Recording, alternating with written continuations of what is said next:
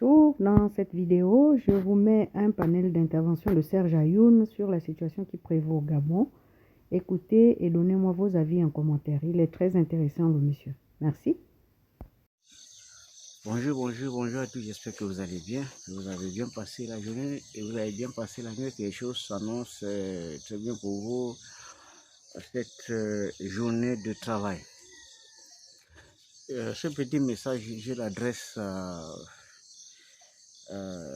à l'autorité, et non seulement au président, à sa famille, à son entourage et à l'ensemble de ses soutiens.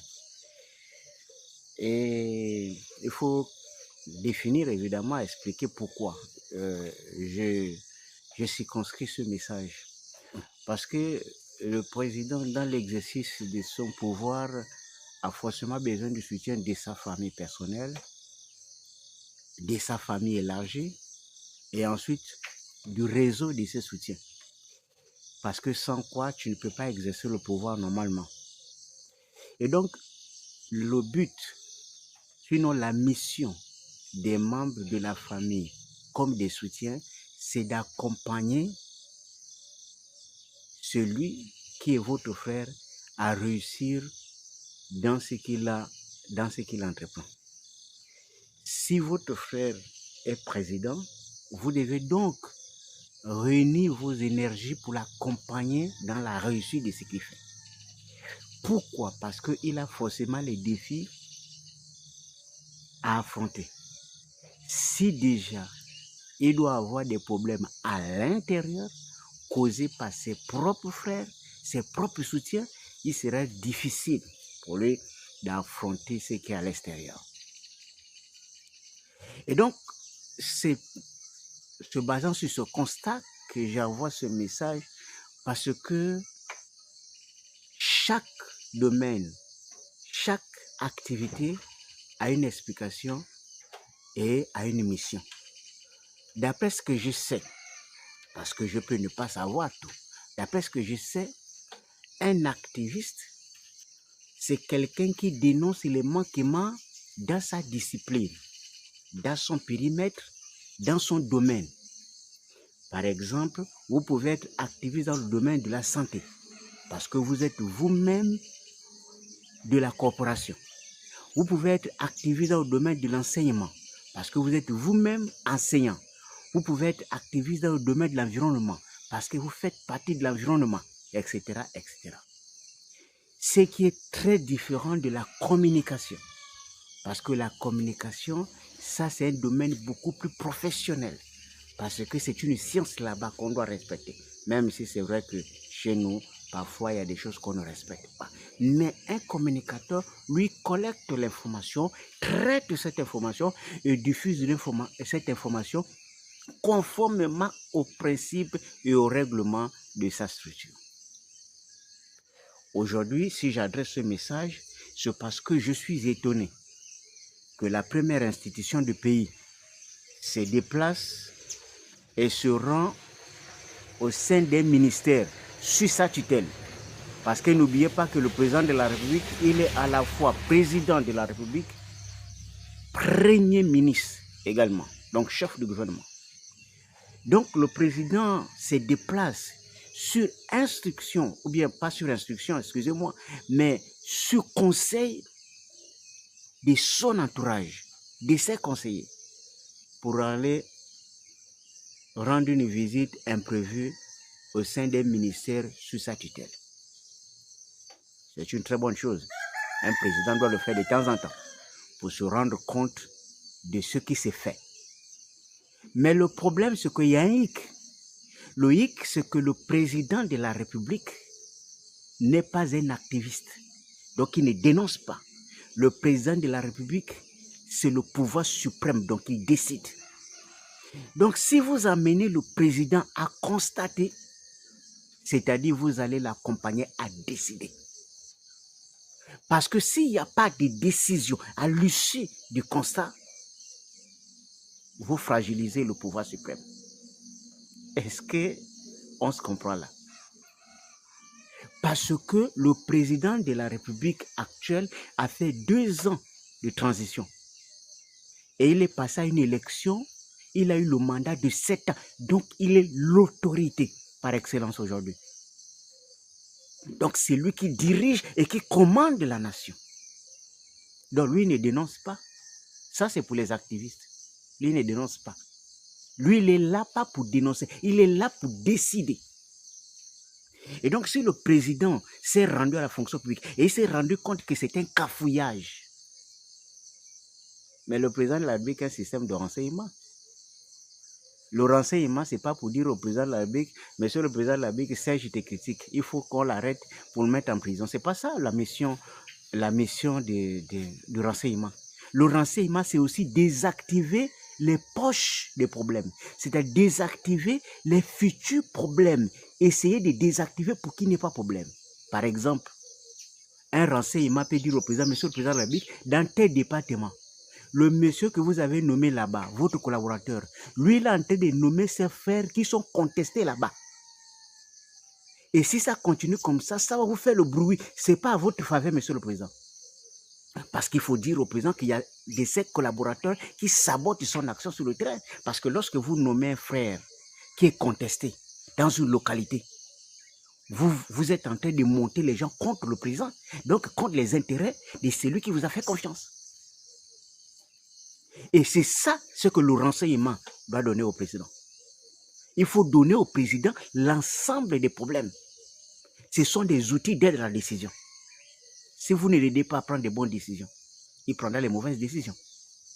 Mais quand vous amenez le président à la fonction publique, sachant qu'il y a la tricherie dans les concours, il y a le favoritisme dans les concours, est-ce que vous avez dit au président que dans ce pays, si on fait le recensement, il y a des familles où tu trouves tous les membres de la famille. S'ils sont 10, les 10 ils sont à la fonction publique. Seulement parce que la grande sœur ou le grand frère était déjà à la fonction publique, il a aligné tous ses frères. Et qu'il y a des familles dans ce pays qui n'ont même pas un seul membre de la fonction publique. On appelle ça un génocide intellectuel. C'est prémédité et c'est exécuté. Est-ce que le renseignement a dit ça au président? Parce que ce sont les poches de problèmes.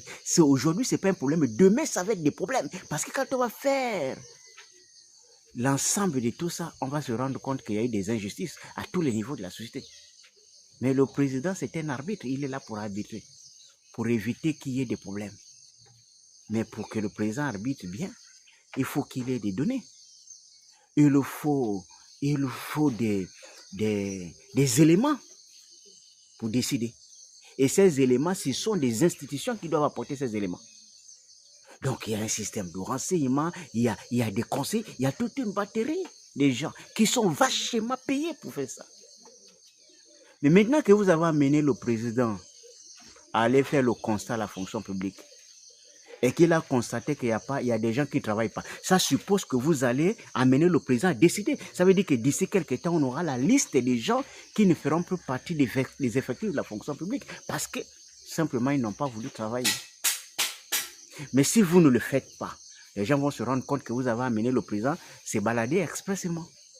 Et ça fragilise le pouvoir suprême. Un président, ça ne se balade pas. Un président, il est là pour décider pour la suite de la nation. Si vous êtes au service du président et que vous voulez que les choses avancent, il faut travailler pour que le président avance. Et donc, il ne faut pas que quelqu'un dort à la maison, il se lève le matin, il dit maintenant, ça dort, il faut que le président fasse quelque chose, il faut recevoir les artistes alors que les artistes n'ont pas les droits d'auteur. Il faut que le président donne aux artistes 150 millions alors que ça ne règle pas le problème des artistes. Il faut une réflexion, il faut une pensée, il faut examiner les situations et déceler les éléments des solutions. Sinon, on fait du surplace. Et donc, je voulais juste fustiger ceux qui passent leur temps à initier ce genre de protocole. Je tiens à vous rappeler que le président de la République, ce n'est pas un activiste, ce n'est pas notre collègue. Il est là pour décider. Nous, on dénonce, lui décide. Est-ce que vous comprenez ça? Ça veut dire que lui décide pour que le pays avance. Nous, on dénonce pour que les choses s'améliorent. C'est différent. Et donc, j'espère qu'avec le temps, vous allez donner au président les conseils qu'il faut pour permettre à l'autorité que vous avez choisie, que tout le monde a choisi, qui est aujourd'hui le patron du pays, à amener le pays dans le bon sens. Que vous soyez un soutien direct ou indirect du président, que vous soyez sur le territoire ou hors du territoire, vous avez la lourde responsabilité de laisser un peu l'espace pour permettre à celui que vous avez décidé d'accompagner de naviguer un peu. Mais si vous l'étouffez, ça veut dire que vous n'êtes pas un soutien. Vous avez des agendas cachés.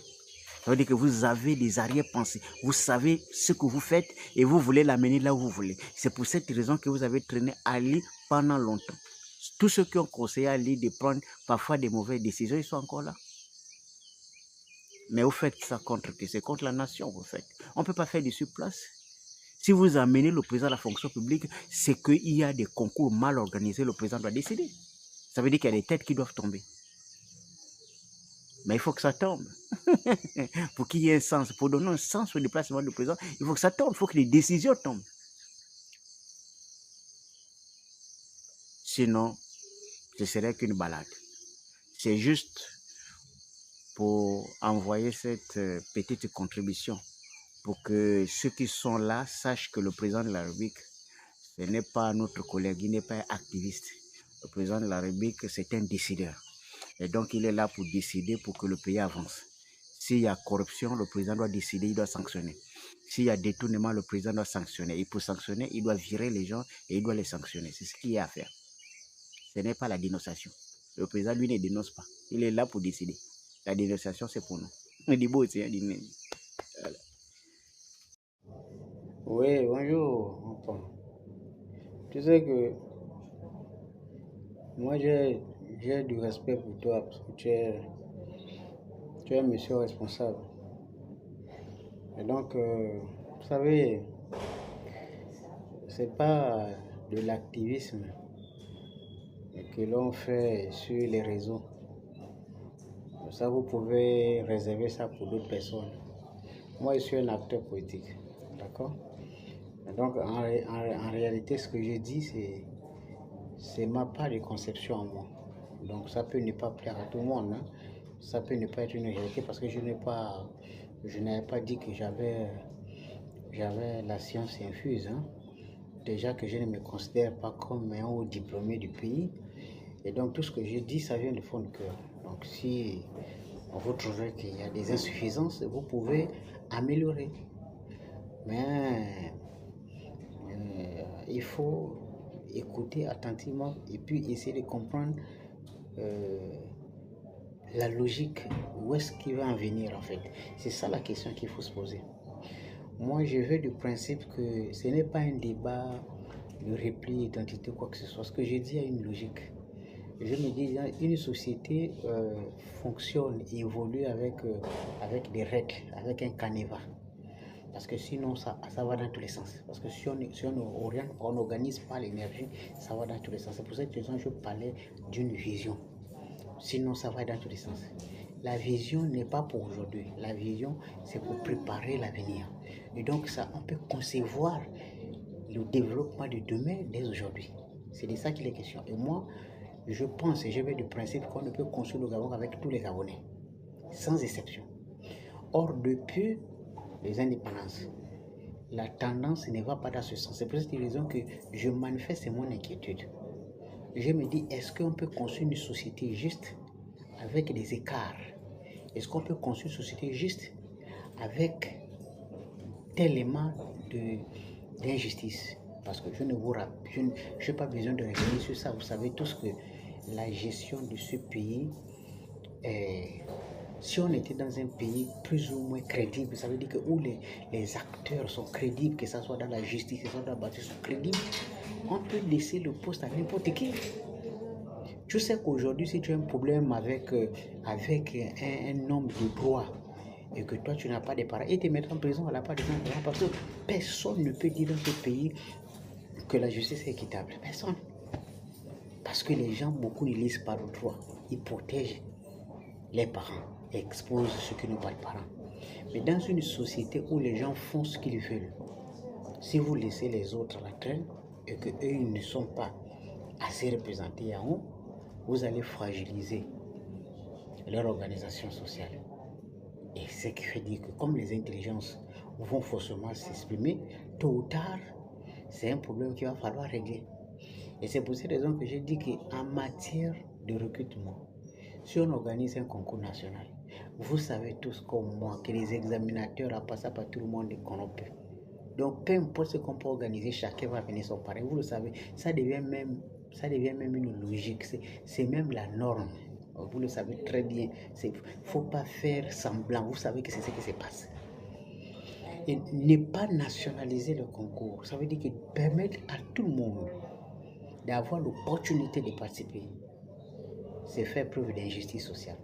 Ce que moi j'aurais conseillé au président, c'est de mettre en place une direction ou nommer, je ne sais pas, parmi l'élite, quelqu'un qui peut s'occuper des questions de l'équilibre géostratégique et social. Par exemple, je connais une dame que moi j'aime très bien, Madame Anifro Batireli, l'artiste. Parce que moi j'ai eu l'occasion de rencontrer l'artiste, je pense en 2016 ou quelque chose comme ça, au rond-point de la démocratie. Je crois que je ne suis pas dans son cœur, mais je pense qu'elle fait partie des gens qui aiment ce pays. Parce que moi j'ai discuté avec elle, j'ai vu la manifestation de l'amour pour ce pays. Une dame comme ça, elle peut bien s'occuper de cette direction. Elle était au Sénat. Elle peut bien s'occuper de cette direction. Veiller à ce que l'État fait soit équitablement respecté, soit disponible et puis accessible à tous les Gabonais sans distinction. C'est de ça qu'il est question. Les projets d'intérêt national, ça doit toucher tous les Gabonais, partout où ils sont. Et ça, une direction dirigée par quelqu'un qui est un peu conscient, qui a l'amour du pays, peut superviser cela. Un concours qui est organisé doit mobiliser le gouverneur, l'ensemble des préfets. L'objectif étant permettre au préfet d'aller dans les bas-fonds, aller recenser et regarder s'il y a des gens qui correspondent au profit demandé. S'il y a ceux qui répondent aux critères, il faut les sortir pour les permettre de venir ne fût-ce que postuler. Et si jamais ça marche, eh bien, ils vont changer de statut. Et ça passe nécessairement par la prise en compte de leur statut. Ça veut dire que socialement, ils sont pauvres. Vous savez, il y a des familles dans ce pays qui n'ont même pas de fonctionnaires. Et donc, imposer une caution de 20 000 fois au concours, c'est déjà limiter le nombre de participants. Donc, c'est que tous ceux qui sont pauvres, ils ne pourront pas participer. Mais quand tu demandes ça aux Gabonais qui aiment trop parler, ils vont te dire que non, vous ne pouvez pas me dire que toutes les familles ne peuvent pas cotiser 20 000 pour que tu participes. Quelle famille va cotiser 20 000? Les familles ont déjà cotisé 20 000 plusieurs fois, c'est même facile de cotiser pour les concours des enfants. Et quand vous demandez aux familles de cotiser, pourquoi ne pas demander à l'État de rendre ça gratuitement? Moi, j'ai dit, si vous prenez 20 000 francs, vous multipliez par 6 000. Ça va vous donner quelque chose de 120 millions, un truc comme ça. Bon, enfin, je ne calcule pas très bien, mais essayez de calculer. Moi, ma question, c'est l'argent qui sort de là, ça sert à quoi?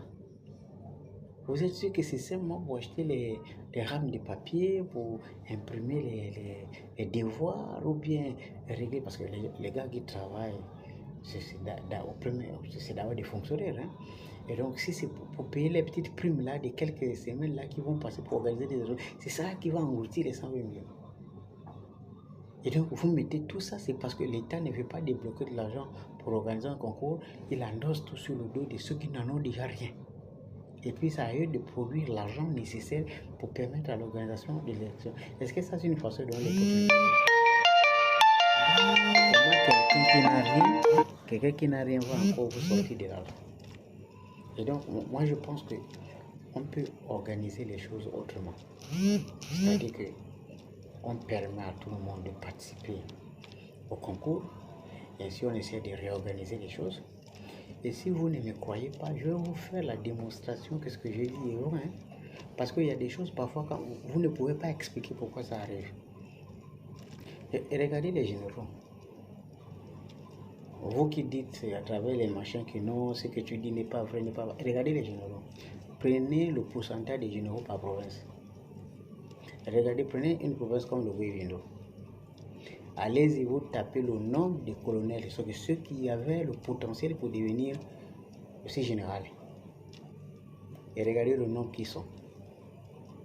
Et prenez le nombre de ceux qui ont accédé au grade de général. Vous allez remarquer qu'il y a un petit souci entre ça et ce qui se passe ailleurs. est-ce que c'est parce qu'il y a l'incompétence? Non, parce qu'après le grade de colonel, on te nomme. Mais pourquoi on a nommé beaucoup partout? Pourquoi pas là? Pourquoi pas dans d'autres pays? Vous allez vous rendre compte que les gens vont commencer par s'interroger de plus en plus. Mais qu'est-ce qui a fait ça? C'est le copinage qui a fait ça.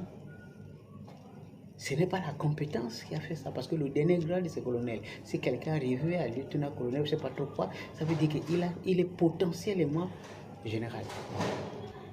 Et donc, si je vous fais ces extraits-là, c'est déjà pour susciter de la réflexion. Pour vous dire, ça, on va dans la mauvaise direction. Il faut permettre à tout le monde de participer à la vie de la nation, sans état d'âme, sans émotion. C'est pas parce que quelqu'un n'est pas d'accord avec vous que vous allez chasser tout le monde. Sinon, eh bien, les résultats, nous allons tous en subir.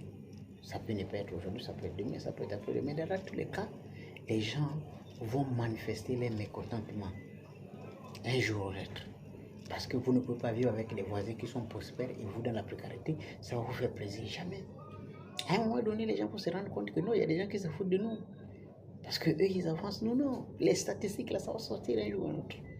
On va voir dans le chemin des nominations des membres du gouvernement, les nominations des directions des entreprises, la nomination des hauts cadres de la République, on se rend compte que la proportion est vraiment, l'écart n'est pas acceptable. Évidemment. Des quotidiens, ceux qui ont de la sagesse disent souvent que mieux vaut anticiper. Parce que quand tu vois les choses se défiler, quand tu vois les mouches rôder quelque part, c'est-à-dire qu'il y a quelque chose là qui attire l'attention. C'est juste pour participer à la vie de la nation que nous faisons cela. Ça n'a rien à voir avec le buzz, croyez-moi. Ça ne m'intéresse même pas tout. C'est juste qu'on veut voir ce pays prospérer. Ça ne sont pas encore, même encore le temps de donner nos quelques idées en espérant qu'un jour, quelqu'un prenne cela en compte. On dit tout est dans le cœur. Bonjour à tous, j'espère que vous allez bien, que vous avez bien passé le week-end et que la semaine s'annonce bien pour vous. J'adresse mon message à l'élite du pays, à ceux qui ont la possibilité de souffler à l'oreille de ceux qui prennent les décisions dans ce pays, que ceux qui prennent officiellement les décisions et ceux qui prennent les décisions dans les coulisses. Je tenais déjà à vous donner une information, que si vous observez la scène politique continentale et les mouvements qui se passent ailleurs, il est sûr d'une chose, c'est qu'il est techniquement impossible qu'un président, après la génération de Omar Bongo, puisse passer 40 ans, 45 ans au pouvoir. Ça va être difficile.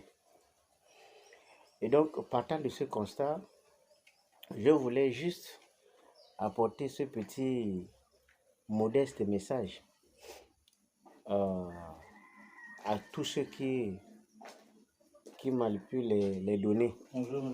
Et tous ceux qui sont censés apporter des conseils.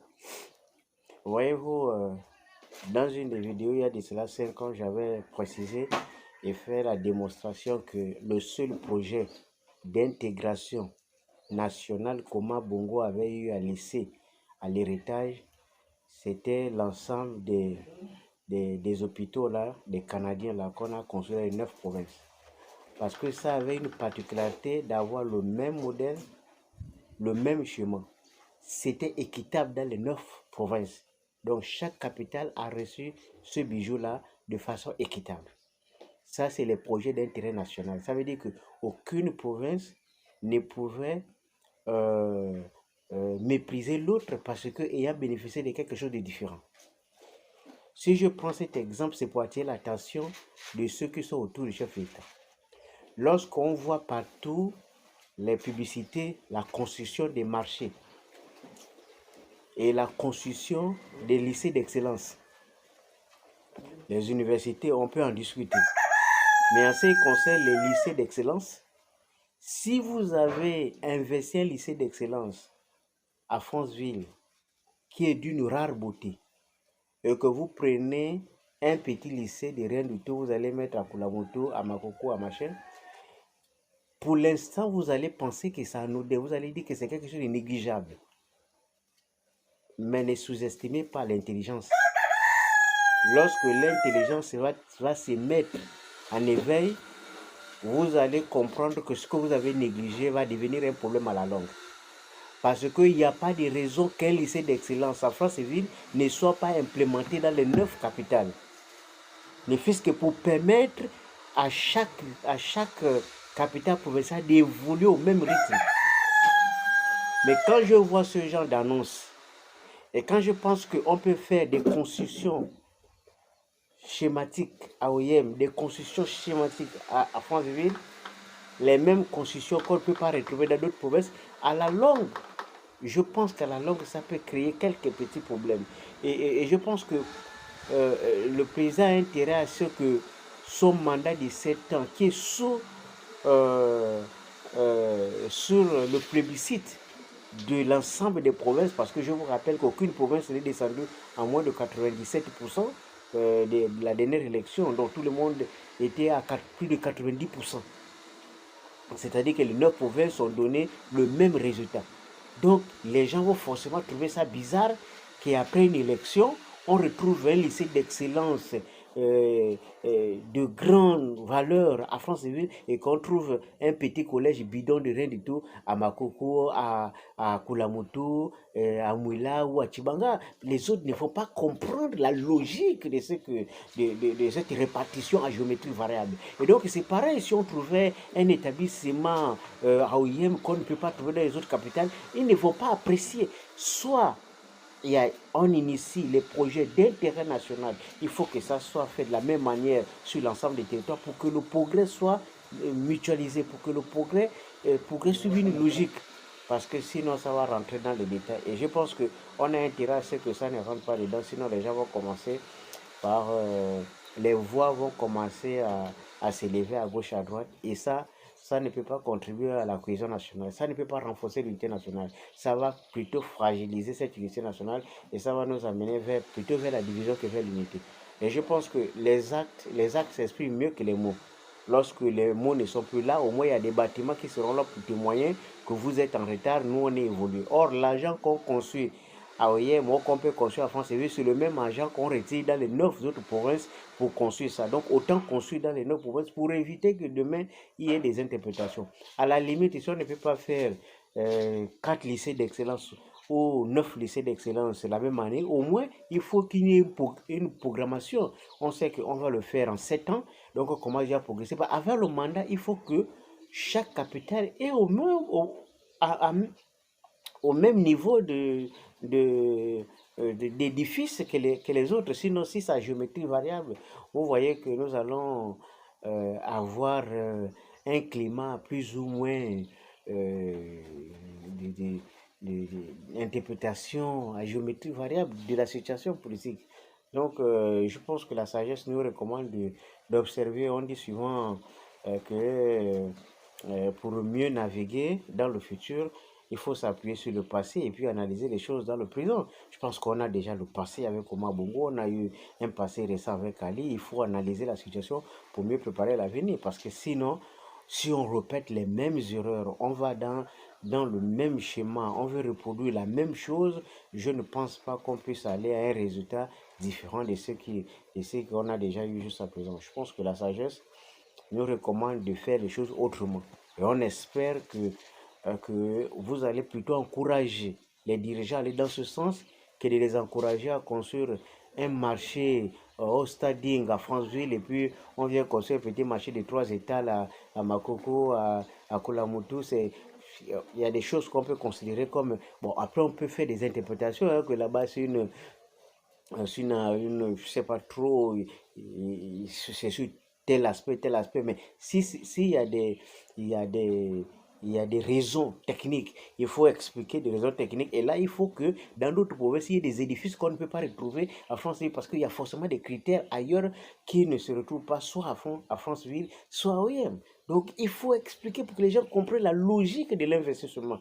L'investissement public. Parce que sinon, les gens vont penser que, bon, on construit ici, c'est parce que tel est d'ici, parce que tel est d'ici. Et puis, à un moment d'interprétation, on arrive à des situations où les gens, voilà, ils n'arrivent plus à se retrouver dans ce qui s'est fait. Et ils pensent qu'eux, ils sont considérés comme étant voilà, des Gabonais sur des secondes zones et qu'il y a des Gabonais qui sont plus ou moins des Gabonais des valeurs que les autres n'ont pas. Ce qui est valable dans l'investissement l'est aussi dans la responsabilité des uns et des autres, surtout dans la matière de comportement de ceux à qui on confie les responsabilités publiques. Si vous êtes dans une fonction publique, peu importe votre origine, vous n'avez pas à nommer tout le village et tout les c'est comme si c'était un poste que vous avez hérité de votre père qui a créé une société. Vous êtes dans une institution qui appartient à l'État et vous nommez toute votre famille et les gens de votre ethnie. C'est pas une société privée. Donc vous ne pouvez pas, vous n'avez même pas le droit constitutionnel de faire ça. Donc vous voyez, il faut qu'il y a des choses qu'on doit réajuster pour éviter que demain on ne puisse plus s'entendre. Parce que lorsqu'on ne s'entend plus, eh ben, il n'y a plus possibilité d'avoir une cohabitation. Et là, c'est mauvais. Bon, dis-moi, j'espère qu'on va prendre cela en compte. Hein. Comment alors nous allons expliquer, par exemple, qu'il y a un procès nationalement reconnu qui concerne les détournements des deniers publics? Je rappelle que les détournements des deniers publics ne concernent que l'argent du contribuable et non d'une famille. Lorsqu'on détourne l'argent public, on doit rendre les comptes de façon publique à ceux à qui l'argent appartient, c'est-à-dire le peuple. Mais si l'accusé de détournement se trouve une personne n'ayant pas une fonction légale et constitutionnelle, cela nous amène à poser des questions. Qui a donc autorisé à cette personne d'avoir les mécanismes nécessaires pour déverrouiller la fonction suprême? Qui a donné cette opportunité? Et si quelqu'un a donné cette opportunité, qui sont ceux-là? Où sont-ils? Quand est-ce seront-ils convoqués? Quand est-ce seront-ils emprisonnés? Parce que s'il y a eu détournement, c'est qu'il y a eu complicité. S'il y a eu haute trahison, ça veut dire qu'il y a eu participation à la haute trahison. Ça veut dire que tous ceux qui, d'une manière ou d'une autre, ont contribué à ce vaste complot devaient normalement et légalement répondre de leurs actes. L'absence donc remarquée et très remarquée de ceux qui étaient censés donner un refus catégorique à toute forme de manipulation nous amène à se poser la question, alors expliquez-nous dans quelle forme juridique nous allons donc considérer que ceux qui ne sont pas là n'étaient pas obligés de prendre les dispositions et pourtant constitutionnellement établies. Alors la petite intelligence de ceux qui ont encore de l'intelligence se pose alors la question. S'il y a tentative de corruption ou s'il y a corruption avérée, ça suppose qu'il y a un corrupteur. Mais étant donné que la loi sanctionne les deux, ça veut dire que si on sanctionne celui qui a été attrapé à flagrant délit de corruption, ça veut dire qu'on va forcément interpeller le corrupteur parce que c'est parce que le corrupteur voulait échapper à la loi qu'il a corrompu. Donc il a aussi violé la loi. Mais si le corrompu se les met en prison et le corrupteur en liberté, cela nous amène à poser la question, est-ce que la loi est-elle respectée ou c'est seulement parce qu'on veut genre essayer d'exister juridiquement par là? La question a tellement tout ce sens que pour comprendre les méandres de ce qui se passe, il faut faire un petit recul en arrière pour se poser alors des vraies questions. Si l'objectif étant d'empêcher aux autres de suivre le même chemin, la question reste alors posée. Si l'objectif était d'empêcher que quiconque extérieur au Gabon, donc entre guillemets, qui ne sont pas gabonais ou qui ont eu la nationalité, d'accéder au secret suprême de la nation ou aux fonctions suprêmes de la nation. Est-ce que, au moment où nous parlons, il n'y a pas encore des tentacules qui tournent autour de l'exécutif? Est-ce que, par exemple, il n'y a pas de communicateurs venus de partout qui frottent avec le pouvoir? Est-ce que, par exemple, il n'y a pas des gens qui ne sont pas forcément du pays qui s'agrippent encore au pouvoir? L'histoire de se prendre des positions encore élevées. La question mérite certainement quelques éléments de réponse au regard de la gravité des faits, au regard de la gravité de la situation. On est amené donc à se poser la question, si on prend en compte le fait qu'on ne veut plus que les choses se répètent, ça suppose que s'il y a eu infraction, ça suppose qu'il y a des gens qui ont tourné autour de l'infraction qui doivent forcément être interpellés. S'il y a des noms qui sont cités pour avoir reçu une mallette d'argent, pour avoir reçu une combinaison, la logique voudrait qu'au moment venu, il faut que ces derniers soient mis en contribution de façon directe pour répondre de leurs actes. Mais comment un pays qui a toutes les institutions en place peut alors juger les gens qui n'ont pas de fonction officielle, sachant qu'il y a des institutions qui étaient censées ne pas accepter cet état de fait? Alors, pour ceux qui ont encore dépositaire d'un peu de sagesse, on lancera simplement la peur. Si nous travaillons pour le pays, ça suppose qu'on veut amener le pays vers le progrès. Et cela implique les sacrifices qui vont avec. Mais la notion est héritée de la colonisation qui fait comprendre aux gens que lorsque tu es au pouvoir, il faut s'entourer de tes propres frères parce qu'il n'y a qu'eux qui peuvent sécuriser ton pouvoir. Alors qu'il y a d'autres communautés qui ont progressé parce qu'ils ont mis en contribution toutes les intelligences, à l'exemple du peuple juif. Comme vous pouvez le remarquer, il y a des génies à chaque fois. Quand vous regardez la biographie des génies, ils ne sont pas issus de la même famille, mais parce qu'ils ont le réflexe de croire que lorsqu'il y a un génie, il faut prendre pousser, parce qu'il n'y a que la combinaison de génies qui vont faire élever l'Afrique. Combien, par exemple, en Afrique, prennent la peine de mettre en avant le peu de potentiel que nous avons? Par exemple, si nous avons 4 Africains qui ont créé, par exemple, les appareils électroniques sans fil, pourquoi ne pas les protéger au lieu de les empoisonner?